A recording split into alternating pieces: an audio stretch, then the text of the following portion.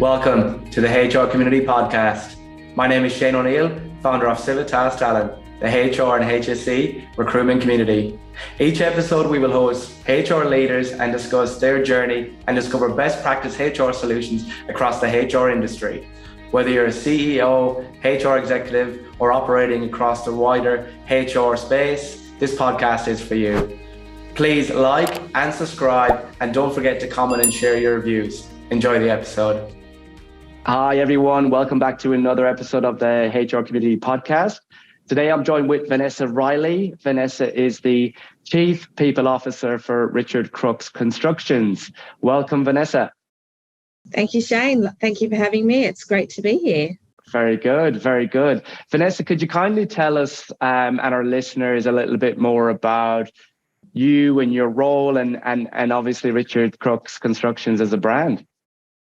Absolutely. So I might start with Richard Crookes as a brand. Sure. So Richard Crookes is a construction organisation mainly based in New South Wales, but we have regional offices in Canberra and Queensland and the Hunter, New England as well. We have about 850 people that work at the organisation. It's very much a family-based business where Richard is our executive chairman and is still in the office 3 or 4 times a week. The business is run by his son, Jamie Crookes, and it was established in the 70s by Richard, handed over to Jamie in the mid-2000s, and it's grown exponentially from a small builder of industrial warehouses to really big projects. Our most recent and proudest project was the recent delivery of the Sydney Modern Art Gallery that opened in December last year.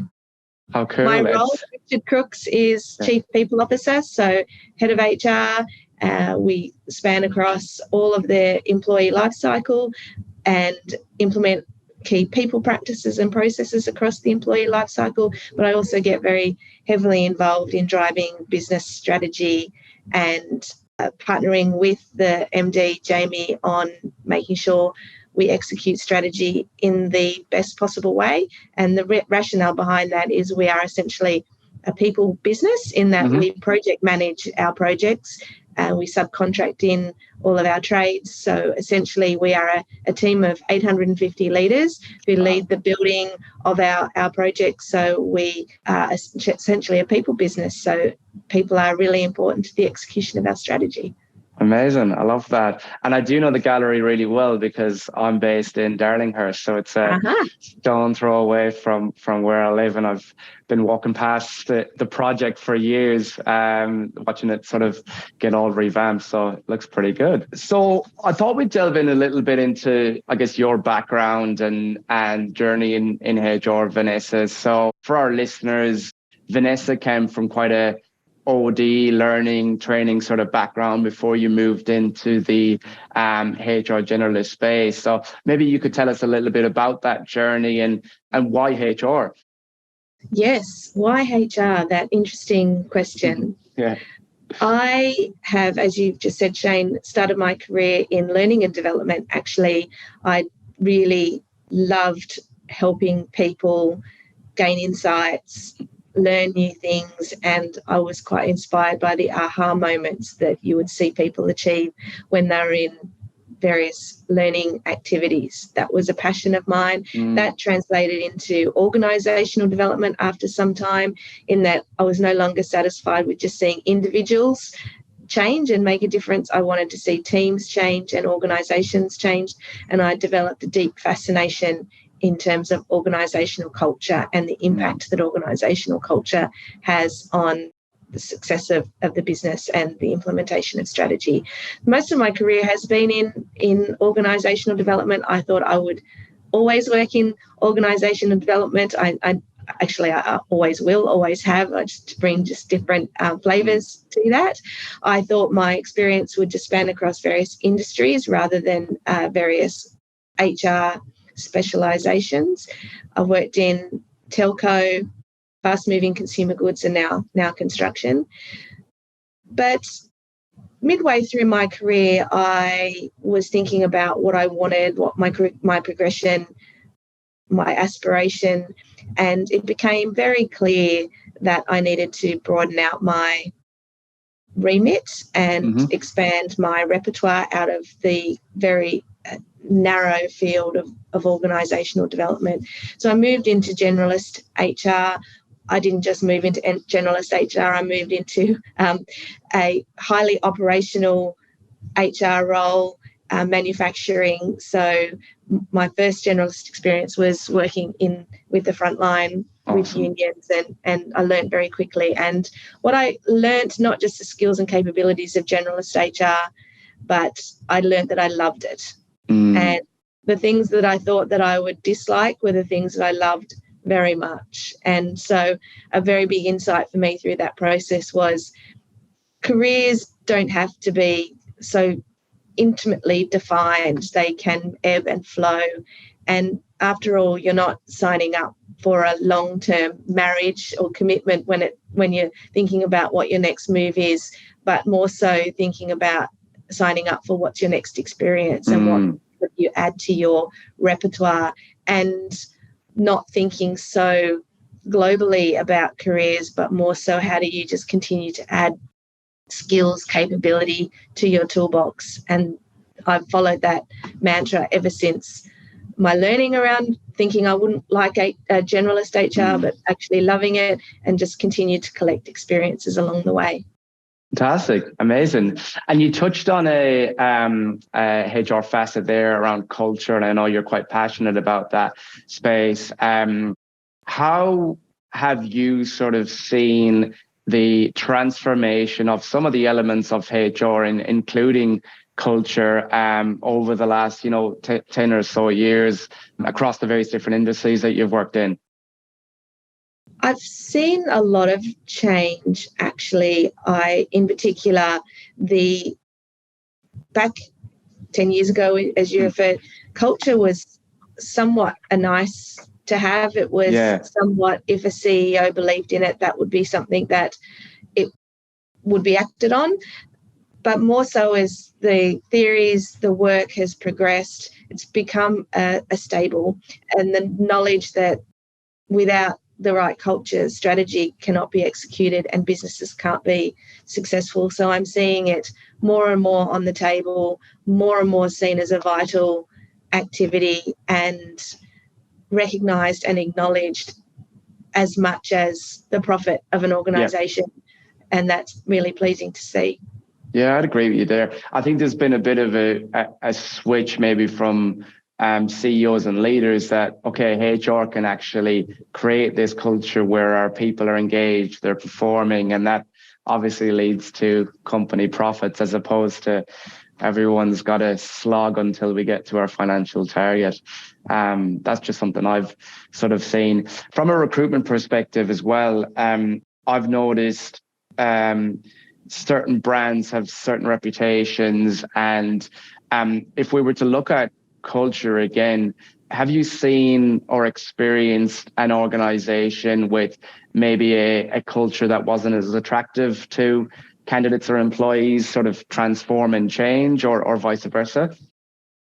I think vice versa. I've worked for 2 organisations in my career that had quite special cultures. The first one was in the telecommunications industry. It was quite an attractive brand. People gravitated to it, and it permeated. So the external brand really mirrored the internal brand. There was strong alignment there, and people really loved that. I didn't think I would get that again in my career, but I'm lucky enough to have done that.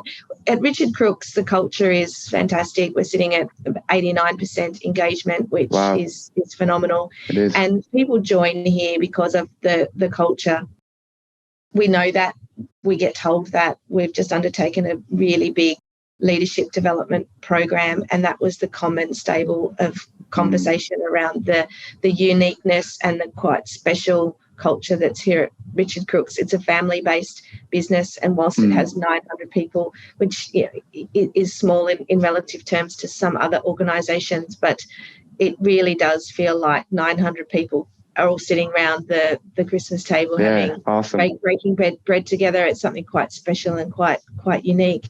Conversely, I hear lots of candidates come talk to me over my career about joining different cultures, and some of their stories make you make your eyes water in terms of what they've experienced from a culture perspective. Yeah. And what I know is that any organisation I work for needs to either have a great culture or bring me in to help change it, because it is so important in terms of attraction and retention. 100% agreed. And on that attraction and retention, which is obviously a very important part of creating that kind of culture. And I've experienced it from a recruitment perspective. I'm sure you have as well. I'm sure a lot of organizations have over the last 12 months with the war for talent and the demand for talent. And you're trying to hire people and attract them to the brand, but then you've got to retain them and engage them. And I know one facet of that piece is around employee experience, and I know you're quite passionate and quite an advocate for that space. So I mean, it'd be interesting to sort of hear a little bit more on how you would define an organization's employee experience, or best practices on how they could approach it. Yes, and it is a topic I'm very passionate about, and the climate that we've experienced post-COVID and the war for talent and the retention and attrition challenges that have been with us for the last 18 months have brought that more to the forefront than ever before.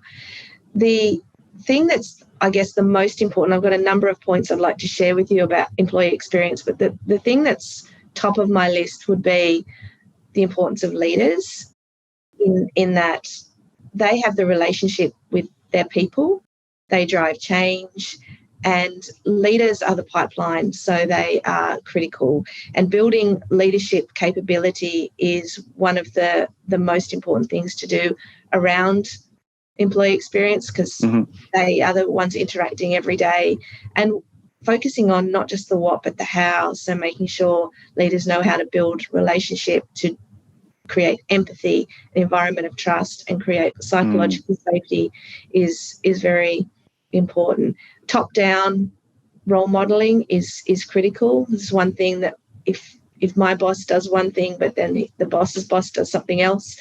So the work in the leadership development space is the most critical thing to do in employee experience. And it's interesting and complex in the construction industry, because in comparison to other industries I've worked in, where you join a business, you've met the leader, you think, you look them up and down and think, I can work for you, I think we'll have a great relationship. The construction industry, whilst similar, is also quite different.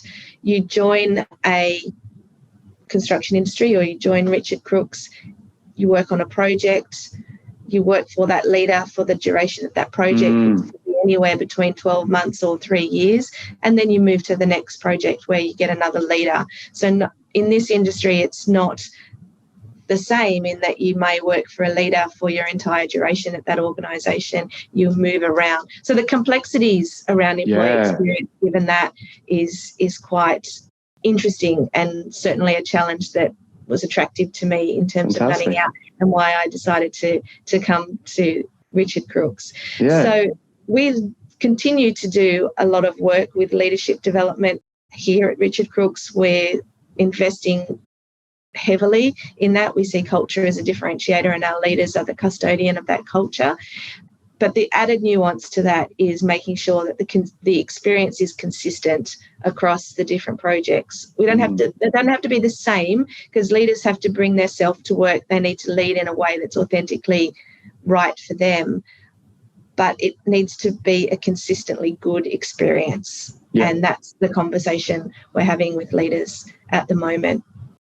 The second thing I would say around employee experience is getting clear on the moments that matter, because there are moments that matter. If you think about the times that you've been at work, there are really moments that make or break, and being clear about what they are and then defining them so that there's a way and approach to dealing with that. Knowing what they are, understanding what good looks like, and adding the personal touches. So when you join an organisation, when you have a performance conversation, when you have a REM review, when you leave an organisation, they're just a few examples of the moments that matter.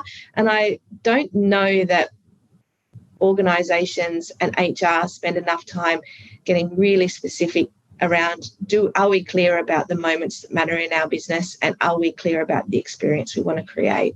Yeah, I love that. And I mean, for someone that's listening and going, wow, that's a really interesting concept, especially around the true moments. What sort of suggestions, Vanessa, would you give those leaders, business leaders, HR leaders, or whatever, to kind of try and get that kind of content? Like, do you start speaking to your people? Do you roll out a survey? Is there any sort of top tips that you'd sort of go into detail on? You can never go past dialogue. So having a conversation and getting clear is really important. I don't think it's necessarily a complex activity to identify what the moments are that matter. If you just think of yourself as an employee walking in your own shoes, what are the things that really matter to you? When are the times where you've had an experience where it's left a bad taste in your mouth? When are the times where you feel like you've left the office walking on air because it's amazing? And identifying them, I don't think, is the hard part, but you can do that through dialogue. You could do that through survey, but the challenge would be not to overthink the identification process, because you could get lost in identifying that, and then you could end up with such a long list that you could never work it through. The challenge is around defining what we want that moment to look like, what we want that moment to feel like, and then providing the toolkits to make sure that that moment is executed in the way that you've defined. So being really clear about, when you join the organisation, this is the experience I want you to have. This is therefore some of the activities that we'll undertake to make sure you have that experience. For example, onboarding here at Richard Crookes, there's an individual letter from the MD saying, welcome, so happy to have you here. There's gift boxes that arrive at people's front doors 3 days before they join the business saying, can't wait to see you. We've been explicit and we've defined what we want that onboarding experience to look like, because we know it's a moment that matters, and adding personal touches. And the letters that go and the cards that go with the gift boxes are, so glad you're joining our family, because it is a family business. That the specificity around that is really important. Yeah, I love that. I love that. And also from a recruitment perspective, again, when I speak to candidates, you know, whether we're placing them or it's they're sort of going through their own process directly or with another agent, sometimes candidates start getting a bit nervous and, you know, they sort of feel a bit uneasy about the whole situation. And I can kind of see why sometimes, because it's all a bit unknown. But my thing is always, the whole job search process, it should be an exciting experience. And what you described with the onboarding is exactly what, you know, I would imagine a good practice to be with that experience. You know, you're getting a letter from the MD, you're getting all this information and content and gifts, and it just gives you a really good flavor of what's ahead. And that's great to, I guess, talk about the onboarding stuff. And then when they're in place, and I really liked what you were talking about with the leadership. Again, kind of going back to the initial question I asked you around sort of getting the best moments. Talk to me a little bit about the leadership side of things. And I guess you've got a lot of strengths here from your OD background as well with leadership development. Any sort of tips there again in terms of how to sort of really get into the detail with your leaders, you know, whether you're in a flat structure, matrix structure, or a structure like you mentioned where leaders are sort of constantly moving around to different projects?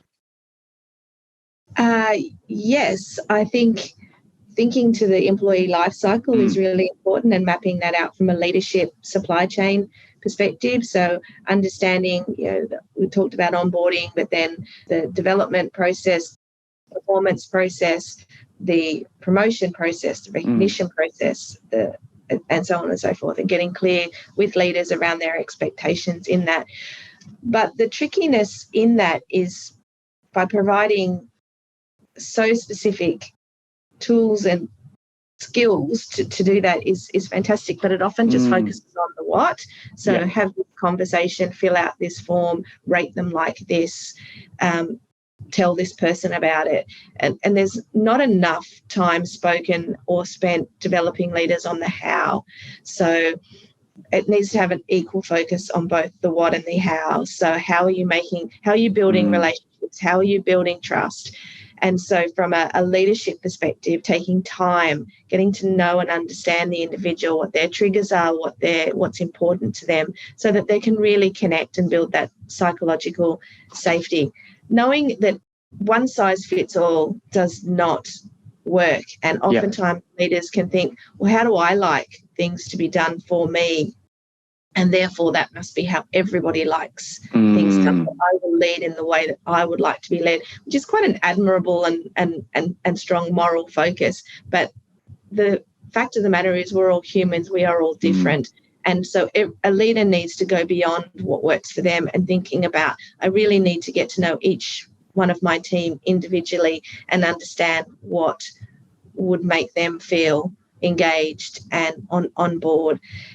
What would make them feel like they fit in, what would make them feel that they're included, and what would make them feel like they are adding real value. And a perfect example is recognition. Some people absolutely love public recognition, come out in front of 200 people and let me tell everybody how wonderful you are. But for others, that would make their skin crawl and they'd want the world to open up and duck into that little hole that was created. Yet oftentimes leaders don't think about what's the most important and best method for recognising this individual, because it could actually have the adverse effect if it's not well thought through. So leaders just need to think as much about the how as they do as the what, and I don't see that happening enough. I'd agree with you there. And then we talked a little bit about, I guess, the approach to employee experience, a little bit about promoting it within the organization. How do you measure it? Like, how do you measure the success or the outcomes, or is that through, again, your, having conversations, utilizing technology? How do you generally, or what would you say would be the best sort of practice when it comes to measuring employee experience, Vanessa? Yes. So we do engagement surveys, as most of the listeners would do as well, so there's nothing new there. But because of the complexity of people moving around projects and getting different leaders regularly, HR plays a really critical role in that we're the glue that or the champion baton changer between the leaders to make sure that people's career goals go with them and are discussed. We make sure we facilitate three-way dialogues between the outgoing project manager, the incoming project manager, and the individual to make sure that performance is discussed, feedback is discussed, career and development is discussed, so that can follow the individual with them. So having that high touch is really important in an environment like we are, where the leaders change all the time. We also check in with individuals. So within a week of them joining, we call them to say, how's your experience been? Did you have a meeting with or have you had a one-on-one with your new leader yet? Have you met the team? Have you walked the site? Do you have all the technology? And if there's any issues that get raised from that process, we will then escalate and resolve it. So very quickly after someone starts, they get any issues resolved and a forum to raise those. And then we'll do regular check-ins with them. It is a high-touch model, but the complexity of moving people around is a bit like a game of Tetris, and we just need to make sure we know where all the pieces are and that they're fitting nicely in the positions that they've been placed. Exactly, 100%. Look, a couple of quick questions for you before we wrap up, Vanessa. If I was to ask you who your most influential person is or persons, who would it be? Most influential persons. That's a great question. I've had some great leaders in my career and I've learned so much. And so I would go back to them. I know the easy answer would probably be to go to someone famous, but the people that have really touched my heart and made a difference to me are the people I have personal connections with. So there was a leader who really pushed me out of that comfort zone I was referring to before, in terms of I don't want to do generalist HR work. There was a bit of a knee in the back to just go and do that, and I'll thank her forever for that. And then there was other leaders who just really pushed me to make different choices from my career and step out of my comfort zone. Sometimes I just need a little push. So I think there's a number of leaders who I won't name because they might be embarrassed if they watch this, but they have had, but they know who they are. Have had a real impact on me, and I'll be forever grateful for that. Awesome. I love that. I'll sort of flip the question a little bit, Vanessa. Who do you inspire? Who do I inspire? Well, I hope that I inspire my team for sure. I had a moment when I joined here that I was wanting to drive change here, which was the remit, but it would have been easy just to stay as I was and conform to the way the company was. But then I wasn't living true to the remit, so I started having some real conversations about humanism, the importance of relationship, the importance of having real conversations, and I was quite buoyant and excited at the response I got to that around, wow, we really need to have more of these conversations. So I hope some people here that have had those conversations with me feel inspired. Amazing. What frustrates you, if anything, of course? What frustrates me? Is avoidance and leaning out of the difficult conversations, because by choosing not to have a difficult conversation, it becomes just so much bigger over time. And I just see so many challenges and problems that could be avoided if we had just had a simple conversation at the outset. So feedback is really important, and I get frustrated when feedback isn't, people choose not to deliver feedback, or they're not purposeful and planned in the way they give feedback, and it comes out like an absolute hammer. Yeah, I love that. And I'm a true advocate for feedback. And we posted an article recently on influencing, and that was sort of part of it. And you can link it back to employee experience and culture and all those areas, because if you can create that culture or work environment where feedback is seen as a constructive and transparent conversation as opposed to good news and bad news, it really opens up that conversation and makes it flow, and I think it works really well. The last question I'll ask you, and then I will let you go because I know you're super busy. What's your best lesson learned?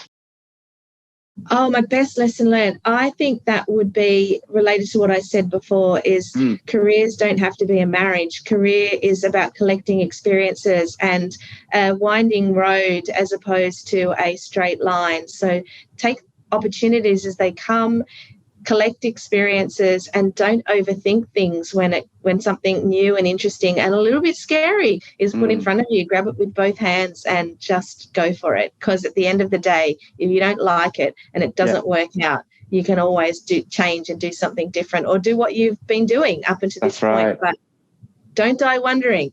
Yeah, 100%. The comfort zone is always open. It never closes. Awesome. Thanks so much, Vanessa. Thanks so much for your time. That was amazing. And hello again to all our listeners. Hope you enjoyed the episode. Thanks, Shane. Thank you for tuning in to the HR Community Podcast.